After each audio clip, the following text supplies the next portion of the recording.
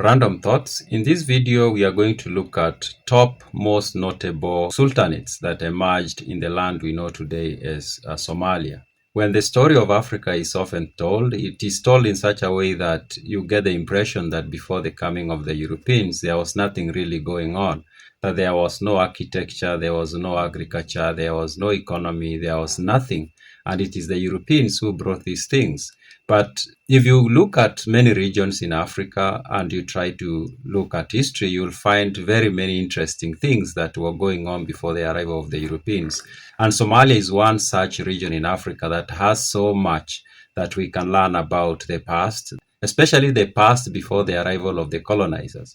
Now, Somalia is a land that has had so many empires emerge, and most of them are what we know as the sultanates because they were led by sultans. And this list has the most notable ones, the ones that are very much talked about in history, and those that have left behind very noticeable evidence in the form of ruins and even existing buildings today in some parts of Somalia. I'm going to start with those that existed the earliest, and then I come to the ones that are very recent. In fact, some of them are still in existence. The first one that I'm going to talk about is the Fat Sultanate. Now, the Fat Sultanate existed not exactly in what we know as Somalia, but part of what we know as Somalia, but also part of Ethiopia and Djibouti, that area where these three countries kind of like meet. That's where the Fat Sultanate existed. Now, this sultanate was founded around the year 1285. The person who led or created or founded the Fat Sultanate is a guy who went by the name Umar Walasma. Some sources write the name as Walashma. Now, the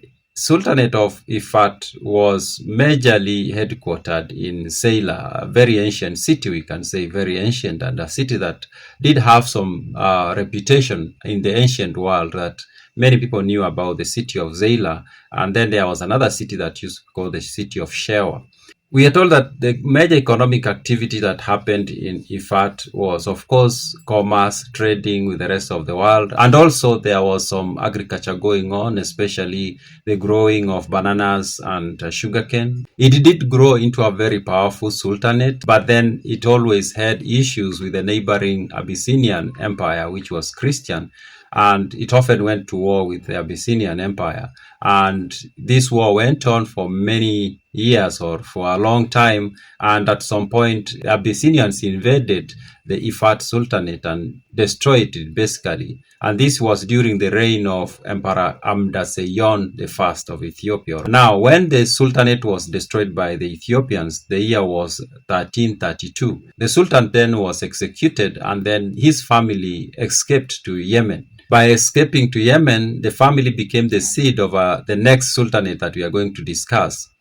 Now, the second sultanate we are going to discuss in this video is the Sultanate of Adal, or the Adal Sultanate. This was founded by one of the sons of the last Sultan of Ifat. His name was Sabr ad-Din III. His father, the last Sultan of Ifat, was Asad Din II. Sabr ad-Din III came back to the land where Ifat used to exist around the year 1415, and he founded now what came to be known as the Adal Sultanate. Now, the Adal Sultanate, just like the Ifat Sultanate, was not purely Somali Sultanate. It did have people from other ethnicities, in particular, of course, the Somali people, but there are also the Afar, and there are also the Hararis, and some Arabs. It was a sultanate that was of mixed ethnicity, if we can say that, just like the previous sultanate was. The Adal Sultanate became very prosperous over time, and it did business with different countries or different empires in Africa, in Near East, Europe, Southeast Asia. All those places did do business with the Adal Sultanate. Now, some of the major cities of the Adal Sultanate included Abasa, Berbera, and of course Zeila, which I have already mentioned, that was part or was the capital of, we can say, Fat Sultanate. Now, some of the products that the Sultanate of Adal traded in included slaves, ivory, and farm produce, and animals, of course. The Adal Sultanate is the one that had one imam who became very popular or very well known in the ancient history of the Horn of Africa, and that is Imam Hamad bin Ibrahim Al-Ghazi or Gurey. He was the last leader of the Adal Sultanate, and he was very efficient and he did achieve a lot. And in fact, he led the Adal Sultanate to go to war with Ethiopia, which of course was the mortal enemy of the Adal Sultanate. And he goes to war, of course, as I've mentioned earlier, that Ethiopia is the one that crushed the early Fat Sultanate. Now, of course, Adal had always perceived Ethiopia to be a threat. And now Imam bin Ibrahim Al-Ghazi puts together an army and he goes to Ethiopia, and in fact he's very successful. He conquers Ethiopia basically, but then the Portuguese intervene and the Imam is killed, and then the rest of the army of course withdraws back to Adal. But as I've explained in another video, the Adal Sultanate did not survive, especially with the Oromo migrating to that area and basically surrounding the Adal Sultanate and basically suffocating it to death. Now, the time when Imam Ahmad bin Ibrahim Al-Ghazi went to Ethiopia, that was in the 1540s. And the last mentions of the Adal Sultanate being in existence was 1577. So past 1577, the Sultanate ceases to exist. Now, the Mogadishu Sultanate. Now, this is a sultanate that was founded around 10th century. So it's a little bit, it was in existence even as the Adal Sultanate was thriving. Now, the Mogadishu Sultanate was established by a man who went by the name Sultan Fakr ad-Din. He ruled and his family ruled for a while, but then they were later on replaced by another dynasty that went by the name Muzaffar dynasty, and that ruled Mogadishu for a while. And generally Mogadishu grew to become very prosperous as a sultanate. Its reputation reached very far, and in fact in Europe and in Arabia and in the Southeast Asia, people started saying that Mogadishu was the richest city or the wealthiest city in Africa. And that reputation did attract some very weird people, especially the Portuguese. Now, the Portuguese hear about Mogadishu and how prosperous it was and how it was the richest or the wealthiest city in Africa. And they decide they want to come and get part of its wealth. Of course, not by trading, but by invading and stealing, basically. Over time, Mogadishu became part of the expanding Ajuran Sultanate, which I'm talking about next. Now, the Ajuran Sultanate took a lot of what we know today as southern part of Somalia, southeast, a huge chunk of that land, of course, including Mogadishu and then Kismayu and then Barawe and Marka. All those cities at some point fell under the Ajuran Sultanate. Now, the Ajuran Sultanate was founded around 13th century. Even though it seems like it existed simultaneously with the Adal Sultanate, it did not really become that big a sultanate until the Adal Sultanate collapsed. In the 16th century, the Ajuran Sultanate emerged or expanded to take or to fill the void that had been created by the fall of the Adal Sultanate. Now, the Adal Sultanate was founded by a family that was called the Garen family, now, or the Garen house. Now, the Garen house, the story goes that they came from the kingdom of Garen, which used to exist somewhere, maybe in the modern day Ethiopia somewhere, and they moved out of that region and they came to the southern part of what we know today as Somalia, and they founded the Ajuran Sultanate. Now, this family ruled this sultanate for a very long time. Now, the Ajuran Sultanate is often described as the only hydraulic empire in Africa. But that's not actually very accurate, because there is Egypt, of course, and there is Kush.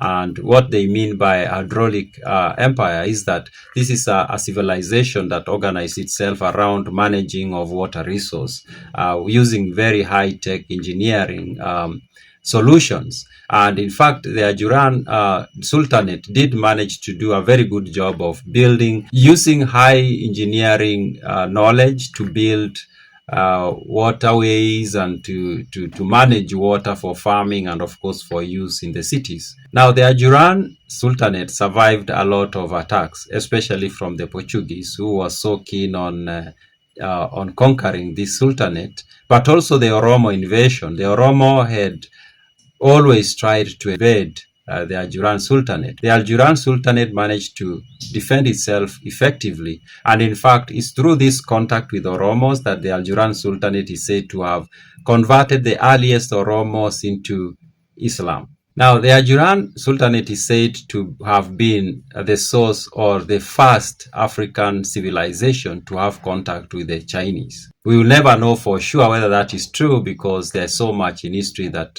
it was never recorded or was never kept.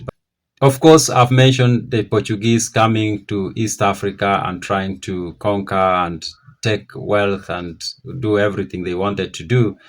At some point, of course, the Portuguese managed to conquer Mombasa and Zanzibar and Pate. They took those, Lamu, they took those cities. It is the Ajuran Sultanate that reached out to the Ottoman Empire and requested that they send help so that the Portuguese are chased out of East Africa. Even though that effort didn't actually succeed initially, but in the end, of course, the Portuguese were kicked out of East Africa. Now, the Ajuran Sultanate collapsed because of internal wrangling, and out of it, other sultanates emerged. And one of the most prominent of the sultanates that emerged out of the collapse of the Ajuran Sultanate is the Geledi Sultanate. Now, the Geledi Sultanate, as I've mentioned, came out of the Ajuran Sultanate. After the Ajuran Sultanate collapsed or was collapsing, one soldier by the name Ibrahim Ader took it upon himself to found another sultanate, and he fought with several other individuals or other groups that, of course, were trying to fill the void that was emerging as the Ajuran Sultanate was collapsing. But then he managed to set up what came to be known as the Geledi Sultanate. This was from something 17th century. That's when the Geledi Sultanate was set up. And of course, it became prosperous for a short while. And it was ruled by what came to be known as the Gobroon dynasty. The capital of Geledi Sultanate was at a town called Afgoye. Its highest point was achieved when it was ruled by somebody who went by the name Sultan Yusuf Mahamud Ibrahim. That was between 1789 and 1848. When the Italians came, it was incorporated into the Italian, of course, colony. It became part of the Italian Somaliland in 1908, and that was after the death of the person who became the last sultan of the sultanate, and that is a guy who went by the name Osman Hamed. Now, another sultanate, the sixth sultanate I'm going to talk about in this video is the Majeerteen Sultanate. Now, Majeerteen Sultanate was established from the Majeerteen sub-clan of the Darod clan. Now, this is a sultanate that is based on a clan. And this sultanate was founded around 15th century, 16th century, around there. At some point, it was ruled by somebody who went by the name Bogor Osman Mahmud, and it is said that he took this sultanate to its golden era. It survived to around 19th century, and up to 20th century, some form of it survived. Now, but then, of course, the Italian came, and in the 1889, Bogor Osman entered into a treaty with the Italian and made the kingdom part of the Italian colony, of course. Number 7 is the Sultanate of Hobyo. Now, the Sultanate of Hobyo came from Majeerteen Sultanate. There was internal wrangling. There was somebody who went by the name Ali Yusuf Kanadid, and he wanted to become the Sultan of Majeerteen. But his cousin was the Sultan then. Of course, there was a disagreement, and then Yusuf Kanadid escaped and went to Yemen for some time. And when he came back, he was trying to remove Bogor Osman Mahmud from power. But he was not successful. And because he was not successful, he founded his own sultanate, and it was called the Sultanate of Hobyo. Like many other of the 20th, 19th, and 20th century sultanates in Somalia, the Sultanate of Hobyo entered into a treaty with the Italians, and it became part of the Italian colony. It was officially dissolved in 1926. Now, number 8 is the Sultanate of Warsangali. Now, the Sultanate of Warsangali was founded in the 13th century, and it is a sultanate of also based on a clan or a sub-clan of Warsangali, and it's a branch of the Darod clan. It survived up until the British colonized the area where it was based, and it became part of the British colony in the 19th century. Number 9 is the Isak Sultanate. Now, this is another sultanate that is based on clan, and this one was founded in around 17th century, and it is from, of course, the tribe or sub-tribe of the Isak people, who are thought to be the descendants of Sheikh Ishaq bin Hamid, who came to the land of Somalia maybe in the 12th or 13th century. When the Adal Sultanate collapsed, that's when the Isak people started organizing themselves into some sort of a political unit that then later on became, of course, the Isak Sultanate. Now, the Isak Sultanate, just like many others, collapsed after Somalia was colonized by Europeans. Number 10 is Abra Yunis Sultanate. Now, this one was part of the Isak Sultanate, and it's a sultanate formed by somebody went by the name Sugule. And this sultanate was set up in, its capital was set up in a place called Wadham or Waram, and it survived the British colonialism, and some form of it exists, even though it has branched out into many smaller sultanates. But it exists to date, and if it's going to be identified, who could be the sultanate currently, it's a guy who goes by the name of Osman Ali Madar. Yeah, so those are the 10 most notable sultanates that emerged in the land we know today, Somalia. Those are my random thoughts.